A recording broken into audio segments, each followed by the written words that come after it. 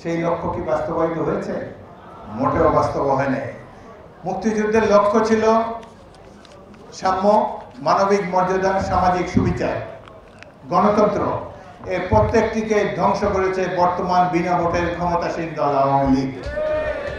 তাদের কারণে দেশে আজ গণতন্ত্র নাই, আমাদের ভোটাধিকার নাই।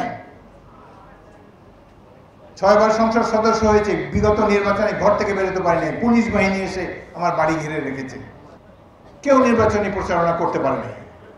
এই কি হলো মুক্তিযুদ্ধের চেতনা? যাই হোক, এই অঞ্চলে এই খুলনা জেলায় আমি দেখতে পাচ্ছি যে এখানকে যারা নেতৃবৃন্দ, বিএনপি নেতৃবৃন্দ, এরা কথার চেয়ে কাজে অনেক বিশ্বাসী। এটাই বিএনপির ভবিষ্যৎ।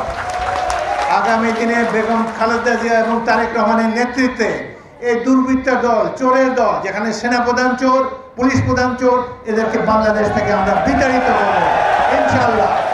আপনারা প্রস্তুত হন। যদি এই চোরের দল দীর্ঘস্থায়ী হয় ক্ষমতা, ইতিহাস মিথ্যা হয়ে যাবে।